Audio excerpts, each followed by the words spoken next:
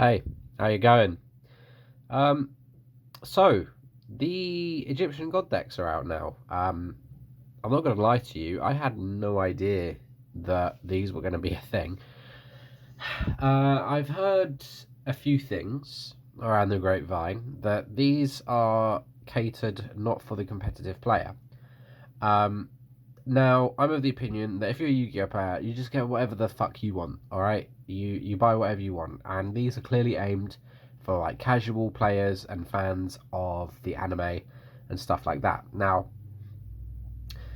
we can see the box, very attractive artwork of the new SIifer art in I think the support card. On the back, uh, we have the text that says SIifer the Sky Dragon, whose power grows with each card in your hand, finally has his very own structure deck. This deck includes a new spell card, Thunder Force Attack, to destroy opponent's monsters and draw a card for each monster you destroy, plus other new cards to help you seek out, summon, and protect SIifer with a strategy that uses your opponent's own monsters as tribute. So, without further ado, let's crack into the box, and then we can have a little discussion and talk about what's inside the box and, you know, the value that's found inside. So let's pick out the mat first. I have a feeling the mat's going to look really nice, so that's always good.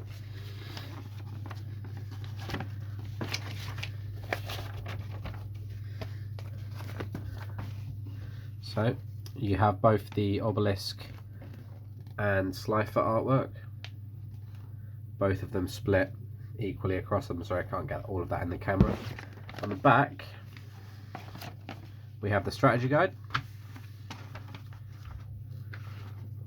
So recommended cards, saying that you can get cards from Legendary Duelists, cards from King's Court, the new set coming out, and other things like that. There are guides for both of the decks here, which leads me to believe that these decks are meant to be bought individually and used to play with your friends, which is always a nice little concept, but yeah, these are definitely not competitively viable. If you want to go down a competitively viable route, pretty much any deck that's been printed, structure deck that's been printed, is more competitively viable than what you get with these. But it's about having fun, so that's what we'll be talking about. Let's talk about the cards we get in the deck. So, first of all, the iconic SIifer the Sky Dragon. There he is. Very nice. Now we have Soul Crossing. This is a brand new card. So during the main phase, immediately after this effect resolves, you can tribute summon a Divine Beast, and when you do, you can tribute monsters your opponent controls, even though you do not control them. But if you tribute summon this way, until the end of the next turn after this card resolves, you can only activate one card or effect per turn. Okay. So you tribute 3 of your opponent's monsters to use this card to tribute summon your Divine Beast, but it restricts you to 1 effect per turn. Again, really cool, triple tribute, always awesome, turning your Divine Beast into a sphere mode, which is awesome. Next we have Thunder Force Attack, the brand new quick play spell. So its activation and effect cannot be negated. If you control a monster whose original name is SIifer the Sky Dragon, destroy as many face-up monsters your opponent controls as possible. Then if you activated this card during your main phase, you can draw cards equal to the number of monsters destroyed by this effect and sent to your opponent's graveyard. Also, you can only attack with 1 monster this turn. You can only activate 1 Thunder Force attack per turn. We have Millennium Seeker. So when you take 1,000 or more battle or effect damage, you can special summon it from your hand. You can target a monster in your opponent's graveyard, except a monster with question mark attack. Your opponent can choose 1 monster from their deck, except a monster with question mark attack. If they choose not to, or if the targeted monster has higher attack than the chosen monster, special summon the targeted monster to your field, and if you do, shuffle the chosen monster back into the deck. Otherwise, your opponent adds the chosen monster to their hand.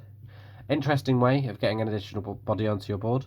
And it's very akin to the theming of the summoning of the Divine Beasts. But, yeah. I don't really have another comment for this. We have Ultimate Divine Beast. So when your opponent's monster declares an attack, you can discard one spell or trap, then target a divine beast in your graveyard, special summon in defense position, then change the attack target to it. During the end phase, if you control a divine beast monster, you can destroy all face-up cards your opponent controls that activated their effects on the field this turn. You can only use each effect of Ultimate Divine Beast once per turn. So, yeah, this is really cool.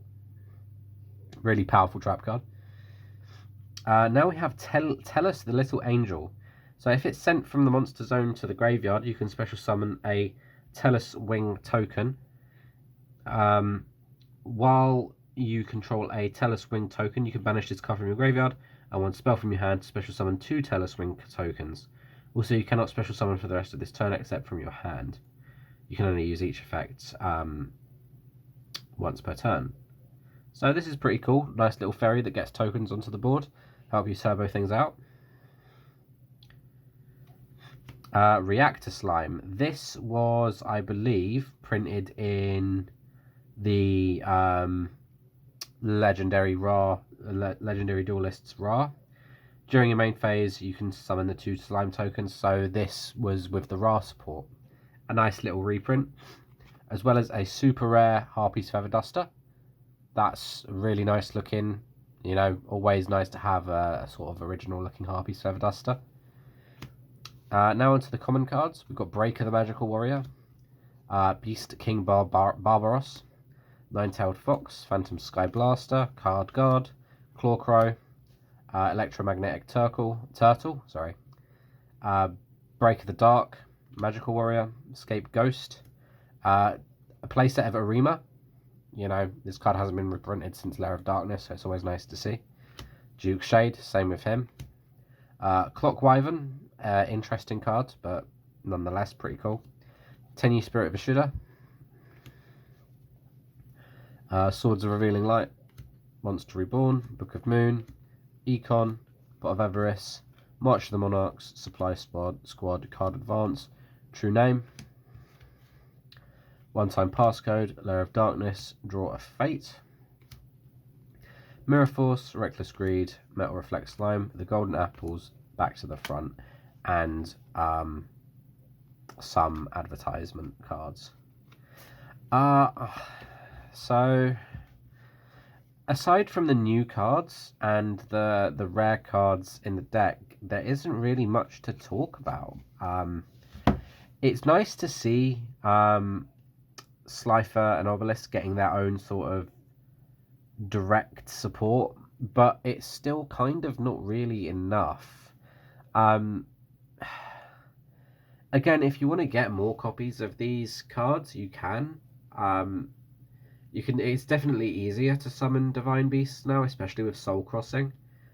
But it's it's so niche in the application, and you know,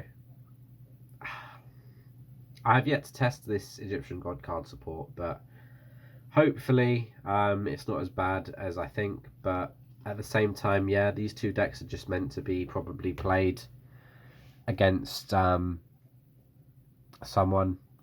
You just get one copy of each deck each and have fun, but it's about having fun. And but we've just had a massive drought of like not really that competitive structure decks over the space of like half a year almost, and it's really tiring, you know, not being able to have a deck that you can play straight out of the box and not get completely destroyed by anyone at a locals.